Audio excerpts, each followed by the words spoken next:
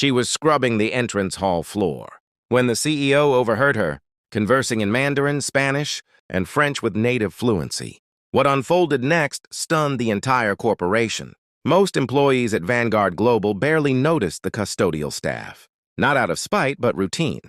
They arrived after hours, wheeling carts, emptying bins, polishing meeting tables, fading into the scenery like ambient music. It was a Monday morning in downtown Fort Worth, Texas, and the main lobby hummed with shoes clicking on marble, people typing on devices, discussing timelines, and gripping coffee like it was their lifeline. Nathaniel Sterling, the company's CEO, was midway through his trek, from the parking garage to the 18th floor, executive suite when he caught it, a voice, distinct and striking, flowing in a language he hadn't heard since his last trip to the company's Beijing branch, Mandarin. It halted him instantly, not just the language, but who was speaking it. He scanned the area, expecting perhaps a global sales rep in early, but then he saw her. A woman in a maroon janitor's uniform, her tight curls tied back in a ponytail, standing by the digital lobby directory. She was mid-conversation with an older man in a dark coat and heavy-framed glasses, who looked both perplexed and grateful. She gestured calmly, her tone warm yet authoritative, guiding him toward the elevators. Sterling squinted. He'd seen her before, late-night glimpses in hallways, always courteous, always reserved, never meeting his gaze unless addressed. He didn't know her name. Yet here she was, seamlessly translating and navigating building logistics in a tongue most Americans stumbled over. He stepped closer. As he approached, she concluded the Mandarin exchange and turned to a delivery worker, clutching a clipboard. ¿Dónde lo necesita? She asked, effortlessly switching to Spanish. The delivery worker blinked. Gracias. Then, just as smoothly, she addressed a vendor eyeing mislabeled crates. C'est la salle de conférence B, de l'autre côté, she said in French, pointing with a subtle smile. Sterling's jaw tightened, not from anger, but from a pang of remorse. He'd spent over 2 decades in global logistics, spearheading international growth, employing interpreters, and developing cross-cultural programs. Yet in his own headquarters, the most linguistically adept person he'd met in months was cleaning restrooms, 2 floors below. He approached, more intrigued than authoritative. Excuse me. She turned, startled but poised. Yes, sir. He offered a faint smile. That was Mandarin, wasn't it? Yes, sir. You speak it fluently? Yes, and Spanish, French. She nodded. Also Portuguese, German, Arabic.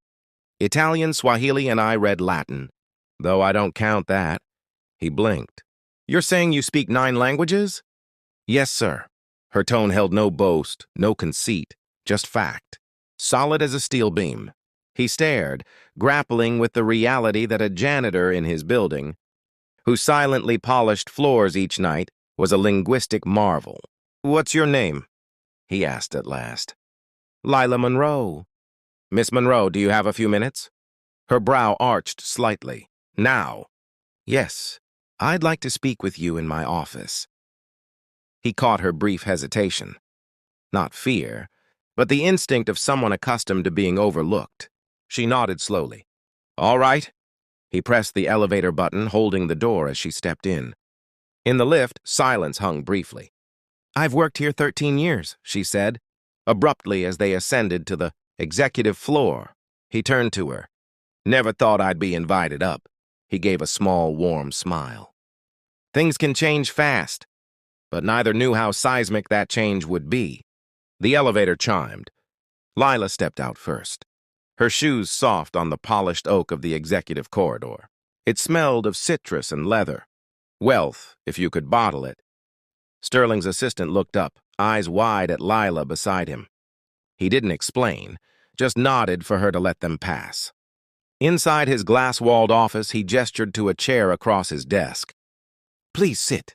She sat carefully, hands folded, eyes scanning the room, not awed, just attentive. A world map adorned the wall behind him, countries marked with colored pins. On a side table sat espresso cups, a photo of his 2 daughters, and a dusty award from a trade summit in Amsterdam. Sterling sat, leaning forward. Lila, I'll be frank. I didn't expect this conversation today. She nodded slightly, expression unreadable. But I just heard you wield 3 languages like it was nothing. How does someone like you end up cleaning floors here? She paused, eyes flicking to the window, then back. You want the truth? I wouldn't ask otherwise. She sighed, rubbing her palms as if warming her words. I was born in Toledo, Ohio, only child. Dad was a welder, Mom a nurse's aide. They had little, but they worked hard, preached education like gospel. I earned a full scholarship to Kent State, studied linguistics, was midway through a master's when Mom got sick. She paused. I came home to care for her. Dad had a stroke 6 months later. Everything unraveled. I had a baby, no money, no partner who stayed. So I took any job, grocery stores, care homes, temp work. A custodial manager here offered night shifts. It let me pick up my daughter from school, keep the lights on. That's how I landed here. Sterling listened, unblinking. But the languages? I never stopped learning. Borrowed books, listened to tapes, read foreign papers to stay sharp. It's what I do. It's what makes me feel alive. Her voice was steady, not rehearsed, just raw. Most never asked, she added. They saw the uniform and assumed. That word lingered. Assumed. Sterling leaned back, her story heavy in his chest. Lila Monroe was brilliant, undeniably so. Yet she sought neither pity nor charity. She gave truth plain and piercing. Ever think of doing something else? He asked. She shrugged. Sometimes. Hard to dream when bills are due. Silence settled, thick with unspoken weight. Sterling grabbed his notebook, scribbled a few lines. What are you writing? She asked, curious but calm. He looked up. Ideas. One was forming, and it was bold. The conversation haunted him all day, through budget meetings and supplier calls. Nathaniel Sterling's mind kept returning to that morning, to Lila Monroe, her steady voice listing 9 languages like it was routine. That fluency demanded years of discipline, curiosity, and grit. At 3:45 p.m., he rode the elevator to the service level. He needed to see something himself. The air was warmer there, walls off-white, scuffed by carts and boots. He passed maintenance crews, break rooms, water pallets, and reached the janitorial supply room. Lila was inside, restocking microfiber towels. Mind if I interrupt? He asked. She turned, mildly startled. You came down here? He smiled. Couldn't stop thinking about our talk. I need a favor. She wiped her hands. What kind? A meeting upstairs. Our São Paulo team arrived early and our translator bailed. Can you help? She paused briefly. Portuguese? Yes, I can. Minutes later. They were in conference room 4C. 4 Brazilian executives sat, fidgeting with phones. Lila entered quietly, nodded, and spoke in fluid, confident Portuguese. Sterling watched the room transform, shoulders eased, eyes sharpened. She wasn't just translating. She was connecting people. When a visitor joked in Portuguese, Lila laughed and replied with a quip that sparked chuckles. Sterling didn't understand the words, but felt the bond. After 20 minutes, the meeting ended. One executive told Sterling in English, "She's better than anyone we've worked with this year." Where'd you find her? Sterling glanced at Lila stacking cups. Right here. In the hallway, he caught up. Ever done professional translation? She shook her head. Just helped at hospitals, government offices. Small things. No degree, no time for school. My daughter needed me. He nodded. And where's she now? She's 26, a nurse in Tempe, paid for school herself. Stubborn like me? They smiled. Briefly equals not CEO and janitor. Back on the service level, Lila clocked in for 2 more floors. Before leaving, she said, I didn't do anything special today. He raised his brows. That's not how I saw it. She gave a small smile and walked away. That night, Sterling sat in his car, lost in thought. The pressure to grow the company, investor meetings, diversity talks, all while the real talent was already here, unseen. The question was, what now? The next morning, Lila's badge beeped at an odd time.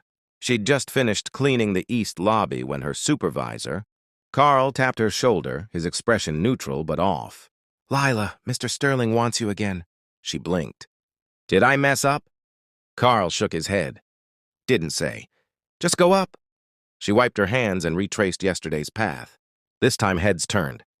People whispered. A receptionist offered a knowing smile. In the executive suite, Sterling stood by the window, sipping coffee, gazing at the skyline. Come in, he said without turning. She waited until he faced her.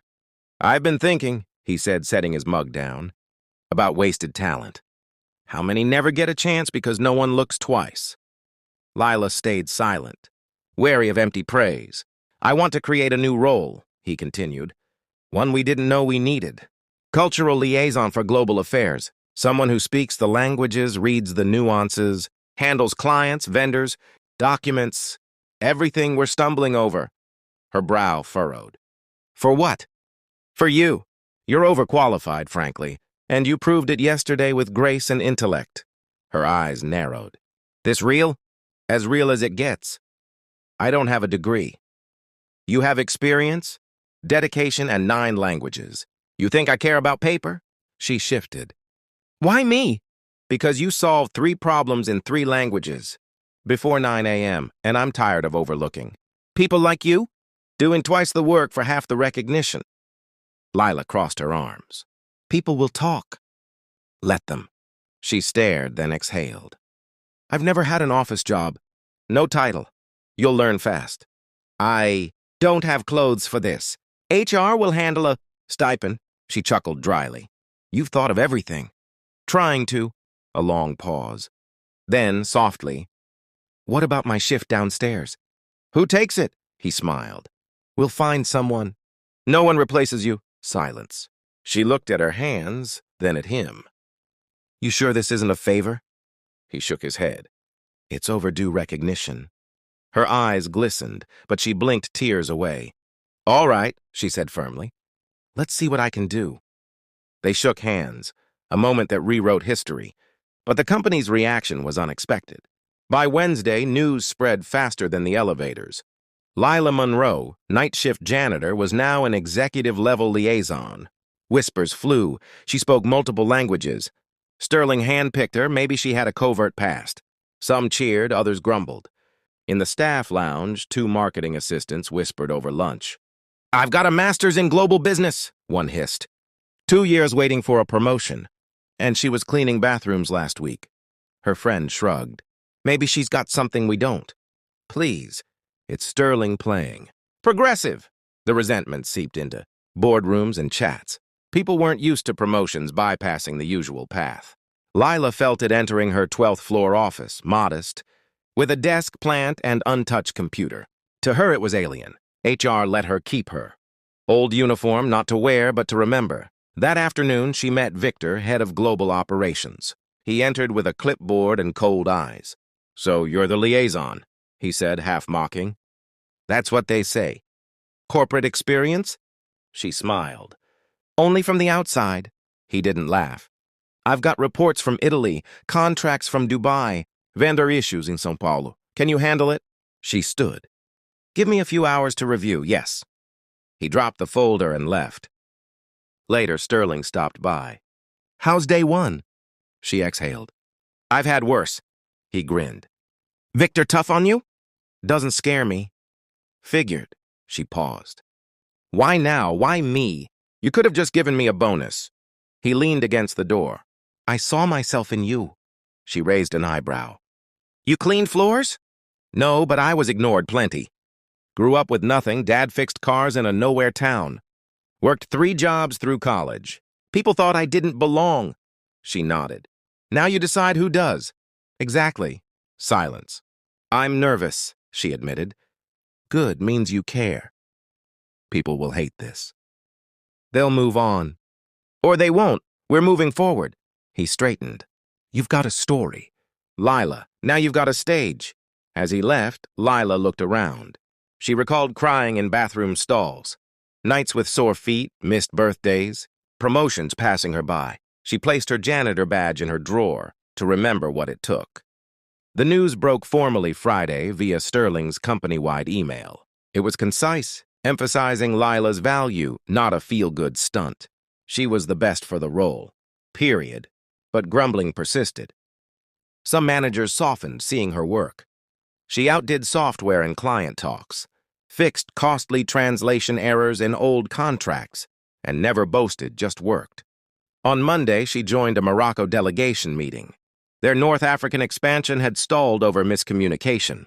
In a beige blazer, Lila introduced herself in flawless Moroccan Arabic. The room shifted. People leaned in. They heard respect. Post-meeting, a Moroccan partner thanked her privately, hand on heart. "No one's done that for us," he said. "Not in our language." She nodded. "You matter." By midweek, Sterling renamed the main training room the Monroe Room. No fanfare, just a new plaque. An intern whispered, "Who's Monroe?" A senior staffer replied, "Someone who showed us greatness doesn't need a suit." That day, an unsigned note appeared on Lila's desk. "I thought I'd be invisible forever. You made me stand taller." "Thank you." Her throat tightened. This wasn't just a job, it was a door. But doors don't stay open without resistance. Late Thursday, Lila was summoned by Beatrice Langston, a senior board member from Dallas, sharp-suited and sharper-tongued. In a 17th floor conference room, Beatrice tapped her pen. "Miss Monroe, no degree, no corporate training, no certifications." Lila didn't flinch. "Correct. You were a janitor 3 weeks ago." "I was." "Explain how you're now handling global affairs." Lila met her gaze. "I speak the languages, know the cultures. I fixed 2 vendor contracts, cleared a Morocco delay, and secured a Brazilian deal legal's finalizing." Beatrice pursed her lips. "You think charm runs this company?" Lila smiled. "Results do." Beatrice hesitated. "I don't need to be liked," Lila added. "I need to be useful." "I am." Beatrice closed her folder. "You're a risk." "I'm used to that." Lila left, sat on a bench outside, staring at the glass tower. Years of carrying mops unseen flooded back. Now they saw her. Some didn't like it. She called her daughter. "Hey, Ma," came the voice. "You okay?" Lila nodded. "Just needed you." They chatted about small things, groceries, her daughter's dog. It grounded her. She returned to her floor. By morning, the Langston meeting was gossip. Lila didn't waver. She arrived early, spoke at a team meeting, handled a German call flawlessly. A note appeared on her office whiteboard. "We see you. No name, just impact." Weeks later, people sought her for advice, not just translation. She coached interns, never condescending. To a shy Vietnamese intern, Bao, asking how she learned, she said 1 word at a time. "Like you will." Lila was reshaping the culture. Over coffee with Sterling, he said, "You're making waves." "Good thing?" "Here, it's right," he added. "I'm thinking of a program for internal talent, non-desk roles." "More Lilas out there." She nodded. "There are, just unseen." "Help me build it?" She smiled. "Already started. By month's end, Voice Inside launched, language training, mentorship, visibility for all workers." Lila's idea. It soared. She spoke at a Cincinnati summit, not for inspiration, but as a wake-up call. "I was never just a janitor," she told the crowd. "I was capable, ready." No one looked. "Next time you pass someone without a title, ask what you're missing." The room stood, applauding. A young man approached, teary. "My mom's a housekeeper, speaks 5 languages." I was ashamed. Lila touched his arm. "Never be ashamed of your roots, only of missing brilliance." She left taller, not from applause or titles, but for staying true. Talent needs no dress code. Intelligence needs no permission. Brilliance can carry a mop. If you're overlooked, keep going. Someone will see you. When they do, take the seat and bring more chairs with you.